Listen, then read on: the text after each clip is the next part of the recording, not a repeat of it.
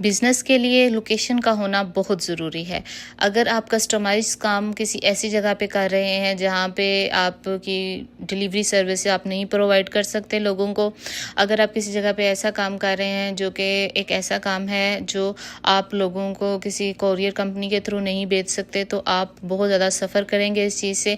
अगर आप किसी गाँव एरिया या बैकवर्ड एरिया में रहते हैं, मुझे इन दोनों चीज़ों का एक्सपीरियंस है क्योंकि पहले शादी से पहले मैं गुजरांवाला कैंट में रहती थी और वहाँ पर बहुत ज़्यादा अच्छा काम चल रहा था क्योंकि वहाँ पे डिलीवरी सर्विसेज का कोई इशू नहीं होता था और लोगों को रेट्स और प्राइसेस का भी कोई इशू नहीं होता था। जैसे ही मेरी शादी हुई उसके बाद मैंने काम स्टार्ट किया तो बहुत से लोगों को इशू होना शुरू हो गया यहाँ पर, क्योंकि जगह चेंज थी, लोगों को एक्सपोजर नहीं था इन चीज़ों का कि कस्टमाइज़ केक भी किसी चीज़ का नाम है और होम बेकर की प्राइसेस और बेकरी की प्राइसेस में डेफिनेटली फ़र्क होता है। और जैसे जैसे आहिस्ता आहिस्ता लोगों को ये चीज़ रियलाइज़ हुई तो करीब के कुछ लोगों ने मेरे से केक बनवाना शुरू किए। स्टार्टिंग मैंने प्राइसेस कम रखी as compare to my previous prices जो कि गुजरांवाला में थी, और अभी भी प्राइसेस मेरी कम है एज़ कम्पेयर टू गुजरांवाला, क्योंकि यहाँ पे लोगों को फिर होता है कि हमने केक नहीं बनवाना बिकॉज बेकरी से तो हम इतने का खरीद लेते हैं, आप काफ़ी महंगा दे रहे हैं, जबकि वो लोग ये चीज़ इन चीज़ों की डिटेलिंग को नहीं समझते कि कितनी ज़्यादा टाइम टेकिंग चीज़ें होती हैं। छोटा छोटा एक एक अल्फ़ाबेट लिखना और उसके बाद जो उनकी रिक्वायरमेंट होती है उसके मुताबिक उस केक को वैसा बनाना, और सबसे ज़्यादा ये होता है होम बेकर्स में कि हाइजीन जो होती है वो बहुत ज़्यादा उसका ख्याल रखा जाता है। चीज़ों को से बहुत अच्छे तरीके से साफ़ सुथरे तरीके से आपको प्रोवाइड किया जाता है, और लिहाजा बेकरी आइटम के साथ होम बेकर की चीज़ों को मत कंपेयर किया करें। There is a hell of difference between both of them. So हमेशा एक बात याद रखिएगा कि अगर आप किसी ब्रांड से चीज़ लेते हैं और वही चीज़ आप किसी मार्केट से लेते हैं तो वो ज़मीन आसमान का फ़र्क होता है उसके रेट्स में भी और इनकी क्वालिटीज़ में भी। अगर हम क्वालिटी में कंप्रोमाइज़ नहीं करते तो आपको भी ये चीज़ अंडरस्टैंड करनी है, और ये मैं सारे कस्टमर्स को कहती हूँ कि आप इस चीज़ को अंडरस्टैंड करें कि हम हाई क्वालिटी चीज़ें डालते हैं तभी केक का टेस्ट बहुत अच्छा करके निकलता है। बाकी ये जो केक था ये 2 पाउंड का केक था और इसकी प्राइस मैंने 3000 चार्ज की थी, और ये केक जो है पाइनएप्पल फ्लेवर में तो नहीं, क्रीम केक था और उसमें चॉकलेट चिप ढेर सारे मैंने डाले थे और बहुत ज़्यादा मज़े का केक था। इसका फीडबैक भी अच्छा आया था अल्हम्दुलिल्लाह। मेरे आज तक किसी भी केक का फीडबैक जो है वो ऐसा नहीं हुआ कि वो बुरा आया हो। जिसने एक दफ़ा मेरे से केक बाय किया है फिर वो हमेशा मेरा पक्का कस्टमर बन गया, और यही एक निशानी होती है कि आपका कस्टमर रिपीट होता है तो इसका मतलब है कि आप बहुत अच्छा काम कर रहे हैं। दूसरा, कुछ चीज़ें जो होती हैं वो बहुत दिल से की जाती हैं, और बहुत जितने भी केक मैं बनाती हूँ बहुत दिल से बनाती हूँ because this is my passion. So यहाँ पे मैं सब कस्टमर्स को ये बोला करूँगी कि आके मेरे से बहस मत किया करें, बार्गेनिंग ना किया करें। ये कोई कपड़ों की दुकान नहीं होती कि जहाँ पे आपको जो प्राइस बताई जाए वहाँ पे आके आप कहें कि नहीं जी 500 कम कर दें, 1000 कम कर दें, क्योंकि जितनी भी एक कॉस्ट निकाली जाती है और थोड़ा सा जो मार्जिन अपने लिए निकाला जाता है वो हमारी मेहनत होती है, और ये जो चीज़ें होती हैं हाथ से बनी हुई चीज़ें बहुत ज़्यादा मेहनत दरकार होती है।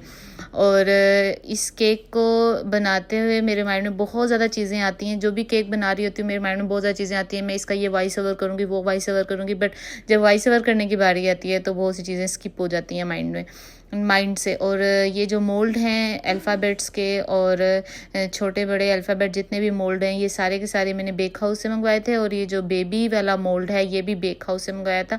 मेरी मैक्सिमम 99% जो चीज़ें हैं वो बेक हाउस से ही आती हैं, क्योंकि शुरू से ही मेरा जो ट्रस्ट बिल्ड हुआ था वो बेक हाउस से ही था, और मैं शुरू से ही सबको रिकमेंड करती हूँ बेक हाउस से चीज़ें। बट अभी जो है जाके थोड़ा बहुत मैं दूसरी जगहों से भी चीज़ें मंगवा लेती हूँ अगर वहाँ पे अवेलेबल ना हो तो। क्वालिटी वाइज और हर चीज़ वहाँ की बहुत ज़्यादा अच्छी होती है। चॉकलेट हो गई, चाहे वो चॉकलेट चिप्स हो गए, बहुत ज़्यादा अच्छे होते हैं। प्राइसेस भी उनकी मुनासिब होती हैं बट क्वालिटी पे भी वो कोई कंप्रोमाइज़ नहीं करते। और ये जो स्टैम्प एम्बोसर हैं ये भी बेक हाउस से ही मंगवाए थे, और ये जो वेलकम बेबी थीम है ये इसको छोटा छोटा ये देखें, छोटी छोटी चीज़ों को आप गोल्ड डस्ट करते हैं और जैसे पेंटिंग करते हैं, और ये बहुत ज़्यादा टाइम टेकिंग चीज़ें होती हैं, चीज़ों को अंडरस्टैंड करना पड़ता है।